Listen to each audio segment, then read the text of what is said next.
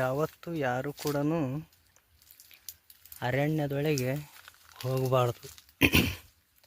ಕಾರಣವೇನೆಂದರೆ ಅನೇಕ ಮನುಷ್ಯನ ಮೇಲೆ ದಾಳಿ ಮಾಡುವಂಥ ಪ್ರಾಣಿಗಳು ನಿಗೂಢ ರಹಸ್ಯವಾಗಿ ಅಡಗಿರ್ತಾವೆ. ಅಲ್ಲಿ ಏನು ಯಾರು ಹೋಗ್ಬೇಕು ಅರಣ್ಯದಲ್ಲಿ ಅಂದ್ರೆ, ಈ ಅರಣ್ಯ ಭೂಪ್ರಾಂತದರಿಗಿರ್ತಕ್ಕಂಥ ಜನಗಳಿಗೆ ಮಾತ್ರ ಅದು ಅನುಭವ ಇರ್ತೈತಿ. ಇನ್ನು ಬಾಕಿ ವ್ಯಕ್ತಿಗಳು ಯಾವತ್ತಿಗೂ ಹೊಸ್ದಾಗಿ ಹೋಗೋ ಅಂತಾರೆ ಅರಣ್ಯದೊಳಗೆ ಎಂದೂ ಹೋಗಬಾರ್ದು.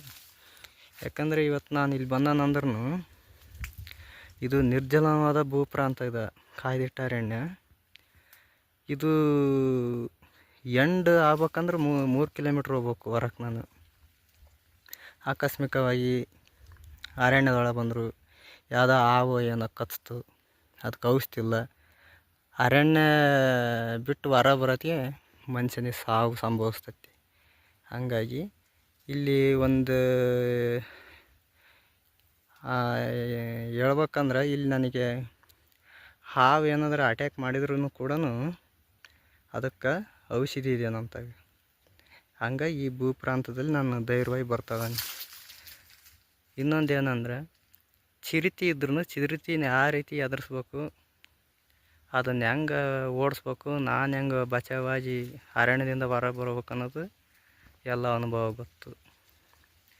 ಹಾಗಾಗಿ ಯಾರು ಕೂಡ ಯಾವುದೇ ಒಂದು ಅರಣ್ಯ ಐತಿ, ಲೊಕೇಶನ್ ಚೆನ್ನಾಗೈತಿ ಅಂತ ನೋಡೋಕೆ ಯಾವತ್ತಿಗೂ ಹೋಗಬಾರ್ದು. ಭಾರಿ ಅಪಾಯಕಾರಿ. ಆ ಅರಣ್ಯದ ಸಣ್ಣರಿದ್ದಂಕಿಲಿ ಅರಣ್ಯದಲ್ಲಿ ಸುತ್ತಾಡಿದಂಥ ಅನುಭವಿಗಳು ಮಾತ್ರ ಓಡಾಡಬೇಕು.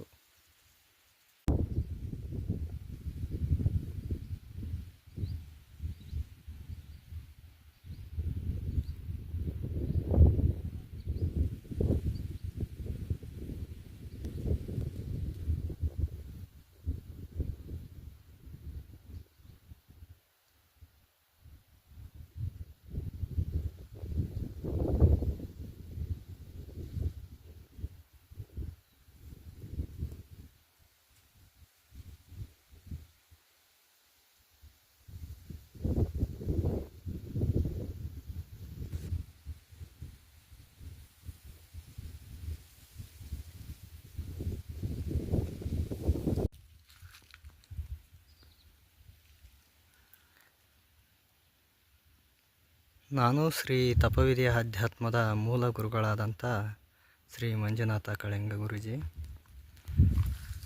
ಇದು ಕಾಯ್ದಿಟ್ಟ ಅರಣ್ಯ. ಇನ್ನು ಡಿಸೆಂಬರ್ ತಿಂಗಳಿಗೆ ಮಳೆಗಾಲ ಮುಕ್ತಾಯ ಆಗಿ ಚಳಿಗಾಲ ಬರ್ತಕ್ಕಂಥ ಸಮಯ. ಈಗ ಅಲಿಗಾಲ, ಚಳಿಗಾಲ ಪ್ರಾರಂಭ. ಈ ಚಳಿಗಾಲದಲ್ಲಿ ಮರಗಳೆಲ್ಲ ಎಲೆ ಉದುರಿ ಬಿಡ್ತಾವೆ. ಈ ಎಲೆ ಉದುರಿದಾವು ಕೆಲವೊಂದು ತಳಿ ಮರಗಳು ಈಗಲೇ ಎಲೆ ಉದುರಿ ಮತ್ತೆ ಚಿಗುರ್ತಾವು. ಕೆಲವೊಂದು ತಳಿಗಳು ವಸಂತ ಕಾಲದಲ್ಲಿ ಎಲೆ ಉದುರಿ ಚಿಗುರುವಂಥದ್ದು. ಅಂದರೆ ಯುಗಾದಿ ಎಡಬಲ ಎಲೆ ಉದುರಿ ಚಿಗುರುವಂಥದ್ದು. ಅರಣ್ಯ ಇದ್ದಷ್ಟು ಮಳೆಗಾಲ ಚೆನ್ನಾಗಾಗ್ತಕ್ಕಂಥದ್ದು. ಅರಣ್ಯನೇ ಇಲ್ಲ ಅನ್ನೋ ಬಳಿಕ ಮಳೆಗಾಲ ಕುಂಠಿತ ಆಗ್ತಕ್ಕಂಥದ್ದು. ಇವನ್ನೆಲ್ಲ ಆಲೋಚನೆ ಮಾಡಿ ಅರಣ್ಯ ನಾಶ ಪಡಿಸ್ದಂಗಿರೋದು ಒಳ್ಳೆಯದು. ಅದನ್ನು ಪ್ರತಿಯೊಬ್ಬ ಪ್ರಜೆಗಳು ಅರ್ಥೈಸ್ಕೋಬೇಕು. ಅರಣ್ಯ ಸಂಪತ್ತು ಉಳಿಸ್ಬೇಕು ಅನ್ನೋದು.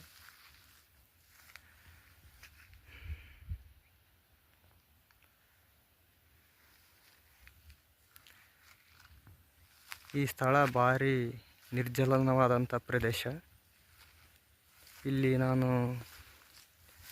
ಸಣ್ಣಾರ ಇದ್ದಂಕಿಲಿಗೂ ನಾನಿಲ್ಲಿ ಹಸುಗಳು ಮೇಯ್ಸೇನಿ. ಈ ಸ್ಥಳದಲ್ಲಿ ಯಾವುದೇ ತರಹದ ಇಂದಿಗೂ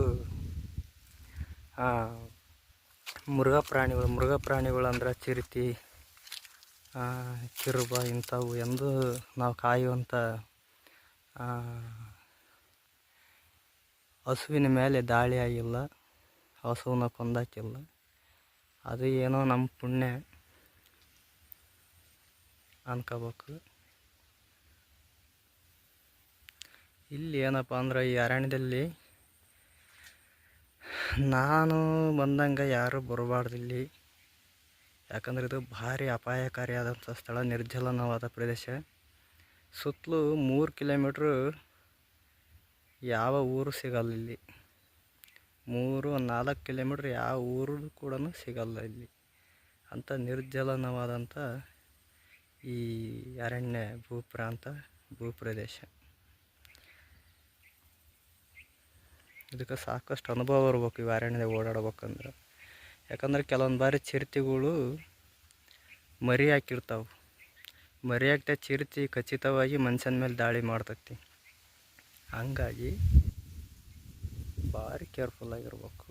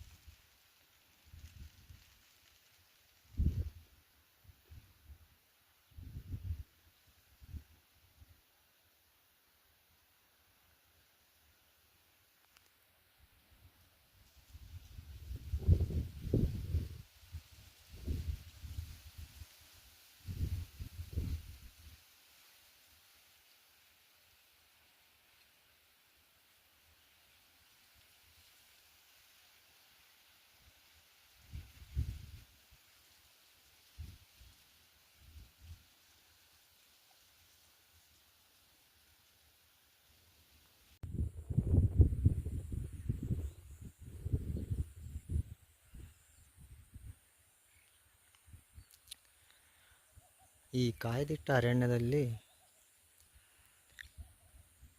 ಕೆಲ ಗ್ರಾಮ ಪಂಚಾಯಿತಿಗಳು, ಗ್ರಾಮ ಪಂಚಾಯಿತಿ, ತಾಲೂಕ್ ಪಂಚಾಯಿತಿ, ಜಿಲ್ಲಾ ಪಂಚಾಯಿತಿಯಿಂದ ಈ ಅರಣ್ಯದಲ್ಲಿ ಗ್ರ್ಯಾಂಟ್ ಹಾಕಿ ಚೆಕ್ ಡ್ಯಾಮ್ ನಿರ್ಮಾಣ ಮಾಡ್ಯಾರ.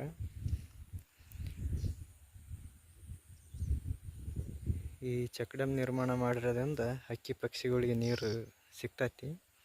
ಆದರೆ ಈ ನೀರು ಜನವರಿ ಅಷ್ಟೊತ್ತಿಗೆ ಎಲ್ಲ ಬತ್ತೋಕೈತಿ, ಜಲಾಶಯ ಬತ್ತೋಕೈತಿ. ಯಾಕಂದ್ರೆ ಇಲ್ಲಿ ಮಣ್ಣಿನ ಭೂಪ್ರಾಂತ ಅಲ್ಲದು, ಕಲ್ಲಿನ ಭೂಪ್ರಾಂತ. ಎಲ್ಲ ಹಿಂಕ್ಯಂದು ಹೋಗ್ಬಿಡತ್ತೆ ನೀರು.